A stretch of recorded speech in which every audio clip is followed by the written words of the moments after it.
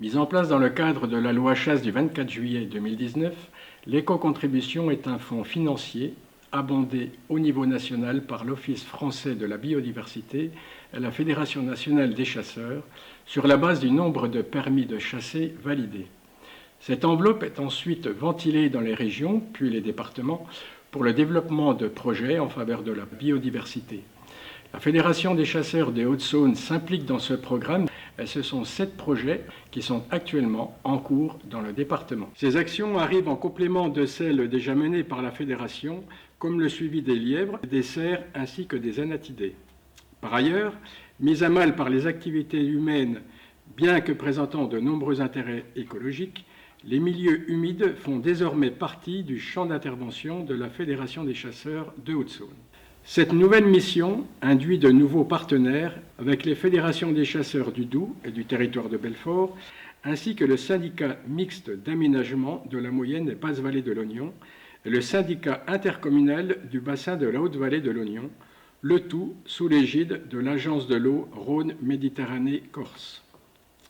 Ce dossier complète le panel d'actions en faveur des milieux déjà déployés par la Fédération, avec en particulier les travaux en faveur du maintien et de la restauration du bocage.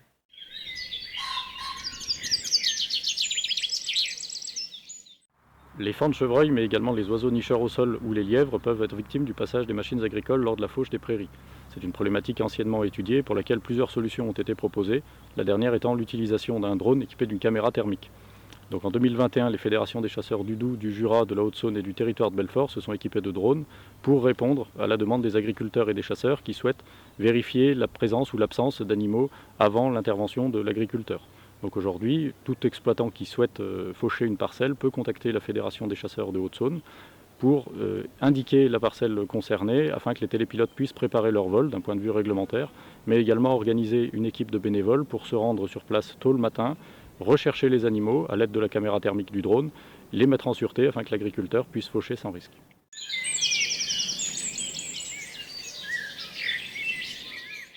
Les Vosges du Sud abritent une petite population de chamois que les fédérations départementales des chasseurs du territoire de Belfort et de la Haute-Saône ont souhaité mieux connaître avec le lancement en 2020 d'un programme intitulé Suivi Cham. L'objectif est de collecter des informations sur ces animaux avec le déploiement d'un ensemble d'indicateurs de changement écologique. En 2021, les fédérations des chasseurs des Vosges et du Haut-Rhin nous ont rejoints dans cette démarche. Et donc aujourd'hui, pour la 3e année consécutive, nous réalisons des comptages sur des parcours définis en concertation avec les forestiers locaux et les chasseurs. Mais nous collectons également des données sur les animaux prélevés à la chasse. L'objectif étant que sur le long terme, nous puissions avoir une vision précise des évolutions de cette population.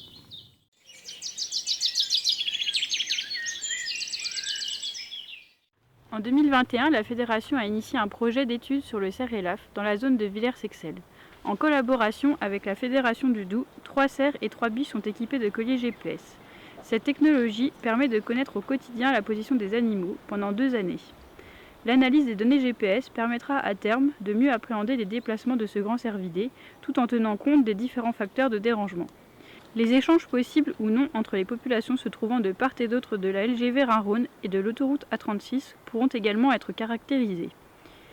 Les passages à faune construits sur ces infrastructures de transport sont également suivis par piège photo depuis plus d'1 an afin d'évaluer leur efficacité pour la faune sauvage.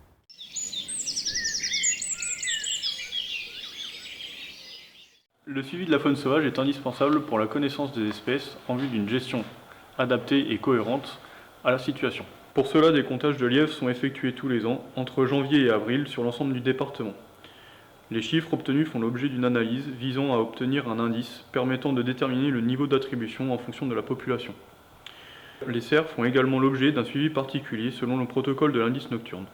Effectué au mois de mars, l'objectif est de connaître l'évolution des populations dans les zones du département où l'espèce est installée. Enfin, les oiseaux sont aussi observés via différents programmes. La bécasse des bois fait l'objet d'un suivi particulier, s'appuyant sur le bagage, le suivi en période de croule et des carnets de prélèvement réalisés par les techniciens de la fédération. Plus récemment, un programme propre aux anatidés a été mis en place afin de mieux connaître les populations en complément des suivis déjà réalisés en période hivernale.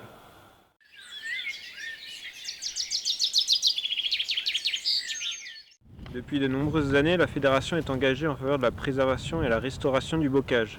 Cette action s'articule autour de 2 volets.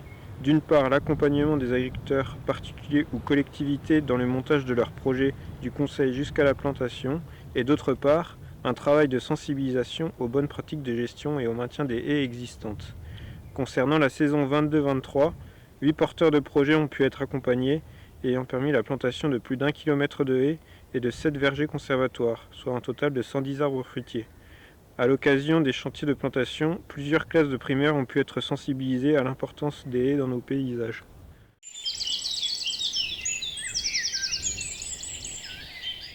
Afin de multiplier et diversifier ses actions en faveur des habitats naturels, la Fédération a souhaité s'investir pour la restauration des milieux humides.